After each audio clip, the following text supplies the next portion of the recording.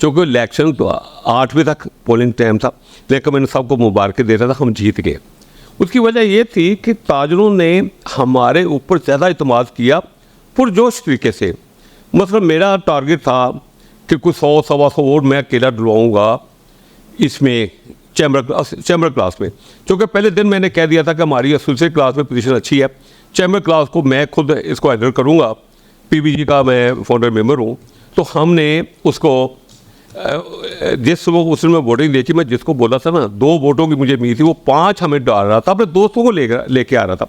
हमारे खलूस की वजह से, हमारे मोहब्बत की वजह से, हमारे उसके साथ अच्छे रिलेशन की वजह से उन्होंने बढ़ चढ़ कर हिस्सा दिया। ऐसे ऐसे लोग आए, ऐसे जिन्होंने हमें कॉर्पोरेट वोट के 20-20 वोट डलवाए खड़े होके, तो मुझे क्यों ना कॉन्फिडेंस पैदा होता हम जीत के। तो इस वाले से मुझे सब ने कहा कि आप नजूमी है, मैं कहा नहीं, मैं चूँकि देख रहा हूँ सारे वोटिंग, मैं इसको भुगता रहा हूँ, तो मुझे 100% 200% यकीन है कि मैं जहाँ मुझे 2 वोटों की उम्मीद थी वहाँ मुझे 10 पड़ रहे हैं, तो हम कैसे हार सकते थे। तो अल्लाह का शुक्र है, आपने देखा 30 की 30 सीटें हम जीत के अल्हम्दुलिल्लाह। जैसे कौमी असम्बली की सीटें 340 हों और नवाज शरीफ साहब 340 भी जीत जाए, हमारे साथ ये हुआ है अल्हम्दुलिल्लाह।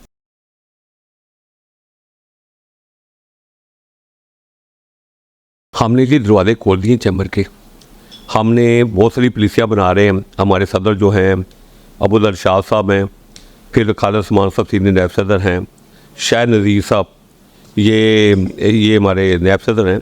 अब तीनों लोग देखें, ये कह लें कि ये रूसी सियासत में से नहीं है।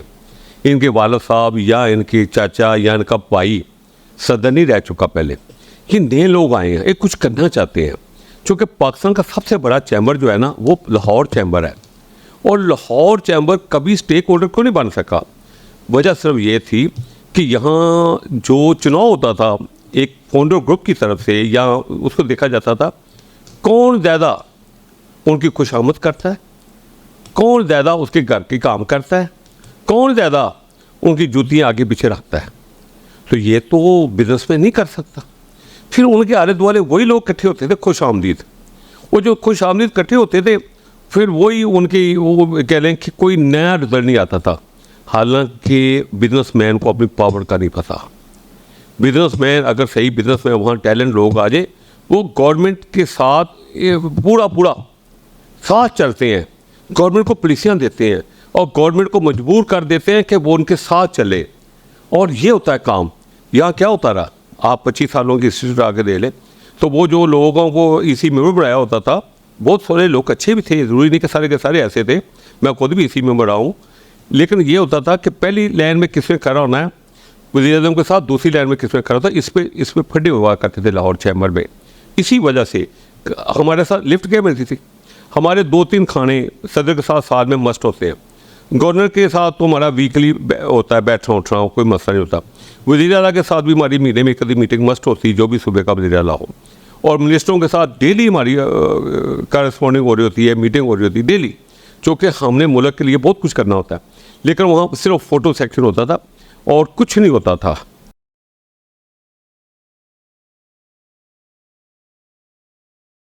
डफ देखें, अब चांस ख़त्म, लोगों के आज ये बिला मुकाबला का ये कल्चर ख़त्म हो जाएगा। लोग इसके ऊपर आके कंपटीशन होगा, एक अच्छा कंपटीशन होगा। यही मेरी ख्वाहिश है, ताकि जो बंदा काम करे आगे निकले और इसको हम एक अच्छा अदारा बनाएं और जो एक गवर्नमेंट का स्टेक होल्डर बने और स्टेक होल्डर बन के मुल्क की तरक्की हो। क्योंकि अगर यहाँ लोग अच्छे नहीं आएंगे, मुल्क तरक्की नहीं करेगा। क्योंकि मुल्क का जो बेस है ताजरों की, ये यहाँ से बुनियाद पड़ती है, यहाँ से लीडरशिप पैदा होती है। मतलब यहाँ हमारे मियाँ शहबाज शरीफ साहब हमारे लाहौर चैम्बर के सदर रह चुके हैं, असागदार हमारे लाहौर के चैम्बर रह चुके हैं। ऐसे लाहौर चैम्बर ने बहुत सारे लोग दिए हैं गवर्नमेंट को।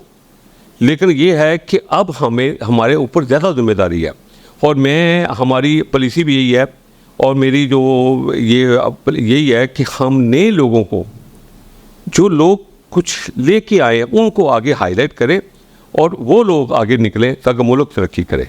जी बहुत शुक्रिया अतीक साहब।